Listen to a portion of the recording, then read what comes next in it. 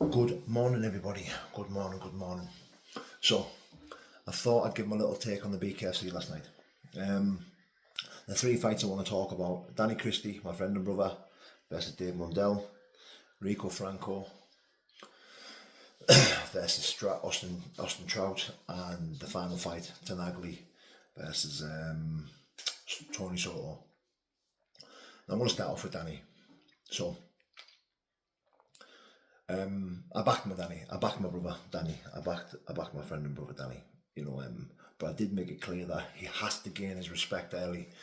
Danny had to catch him, drop him, hurt him, or even land just a hard jab or a hard punch on Mundell in order to gain his respect. And it never happened. Danny Mundell did the opposite. Danny got caught early. And he struggled to recover from that. I was watching Danny last night, who I'm extremely proud of. Listen, regardless of the result, regardless, it wasn't his night. As a friend and as a brother, it was a proud moment for me. Would I have liked him to win? Of course I would have, 100%. You know, but coming from the day where me and Danny drove down to Manchester to fight, for free against another big man where he got bust up and caught and had a right tail for 10 minutes, to watching him last night on the big stage, getting paid a good whack of money, in front of everyone, shaking Conor McGregor's hand. That's, it's a job well done for me. It's a job well done for Danny. And I can sit back and be proud of my friend. 100% I can. Now, watching that last night, I think Danny is very war worn. He's had a lot of hard fights. His skin doesn't hold up to it. Fucking hell, I think Danny's face would be a mess off an A4 piece of paper. He's easy cut. He's easy lumped. He's easy bruised. His face is like the Diaz brothers. Couple of bangs on the face, and everything starts to swell and cut. And I think when the opposition catch Danny and he cuts or he lumps or he slices, as a fighter, that gives you, more of a rush to push forward. You think, oh, I've got an 80, and you push forward. And I think Mundell had a perfect game plan. He executed his plans perfectly. And he caught Danny. He caught Danny early. Yeah, Danny broke his finger, broke his hands, carried on like a warrior. Very, very proud of Danny. Very, very proud of Danny. I think he got beat because of his war. He's war worn. He is. I, I know exactly how Danny must have felt in that fight because, I've been the nail many times in my last camp. When I was sparring and stuff like that. I'm at an age now where punches started to hurt. Punches. I'm feeling more punches than I ever have ever in my life. Getting it in certain places on my head, and I'm like, whoa. Back in the day, I never felt anything like that. When I was getting punched and twatted, nothing bothered me, nothing budged me. I could eat punches and walk through punches all day long.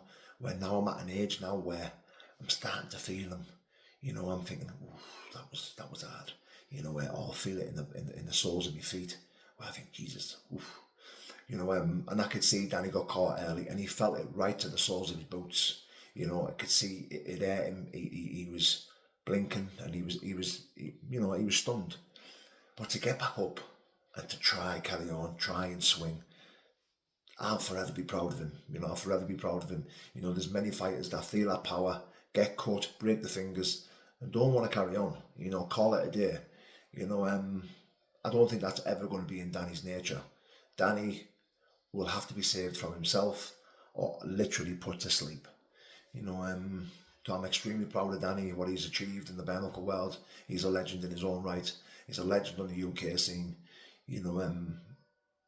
Like I said, from me and Danny driving down to Manchester to fight for free, for reputation and ego and whatever else was on his mind, driving down that road to fight that man, to fighting on the big stage, making a nice hefty bag of money, and live on telly. So yeah, extremely proud. Rico Franco versus Austin Trout. it was a big difference in boxing class. You know, the only thing, yeah, the only thing I could have criticised Rico with is he should have clinched more. Should have clinched more early. You know, when he's gone in, he's trying to trade with Austin Trout. I think that was a big mistake. I think if he'd have just boxed there, he got out of him, worked on the inside, worked on that clinch, which I thought Rico would have done. You know, I was screaming at me telly to clinch and clinch and clinch, but he just wouldn't. You know, Rico's a fabulous boxer. Rico's a fabulous fighter. You know, I thought he held himself accountable. I thought he was an absolute fabulous fight. The fact that he was in there to the end, putting his hands down, you know, walking towards Austin Trout, trying to take his head off, still in there to the final bell swinging, definitely held himself accountable and, you know, and established himself as one of the greats when it comes to bare knuckle boxing in his weight category. You know, I'm very proud to watch Rico Franco representing the UK. You know, spoke to Rico a few times, been through and trained with him. You know, I know what he's capable of. I know what type of fighter he is. That man works so fucking hard, you know, in the gym. Fabulous fighter. You know, I just think he played the wrong game, and that was trying to box, trying to out jab him, you know, trying to outbox him. You know, no one's going to outbox Austin Trout in the bare knuckle world. Nobody is. You know, so yeah. Well done, Rico Franco. Well done, Danny Christie. You know, yeah, tip me out to him. Now the final fight. Wow. That final fight, Tanagli versus Tony Soto, was the best bare knuckle fight I have ever seen in my life. You know, the way they dogged it out at the end was fucking amazing. That was the best bare knuckle fight I have ever seen ever in my life. You know, I wouldn't have complained if it went the other way. You know, I couldn't pick a winner. I wasn't asked who won. You know, I was already a fan of Franco Tanagli's fighting style, and you know, I was already a fan of him. But Tony Soto, wow, what a fucking fighter! The pair of them, absolutely fabulous. The best bare knuckle fight I've ever seen in my life, ever. Fucking unbelievable. Unbelievable. But what a night of fighting. Truly enjoyed it. You know, come away a bit deflated, you know, watching my friend and brother Danny Christie get beat. But I've woke up this morning extremely proud of him. Couldn't be more prouder, you know, for what he's achieved in the bare knuckle world. His life has took a flip upside down for the better, you know, and his journey's only just begun, you know, in life. You know, the things that this man's going to achieve in life is astronomical, however you say that. You know, the things that he's going to achieve in life now, you know, the journey that he's on, you know, being able to help so many young fighters, so many young recovering addicts, so many, you know, people out there who are still suffering with addiction. You know, look at what Danny's achieved through getting clean, you know, getting sober, giving his life to God, you know, accepting what he is and what he was, you know, and becoming a champion in the bare knuckle world, fighting for the actual world title, fighting against the Americans, fighting overseas. Class. God bless, guys.